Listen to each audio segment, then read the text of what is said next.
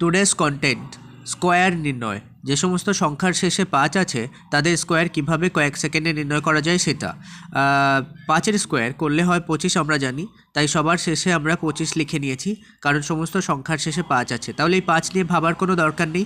ওর আগে যে সংখ্যা আছে 1, ঠিক 1-এর পরে যে সংখ্যা হয় 2, সেই 1 আর 2 গুণ করে যেটা হবে সেটা এই 25-এর আগে লিখলেই উত্তরটা হবে। তাহলে 2-1-কে 2 হয়েছে।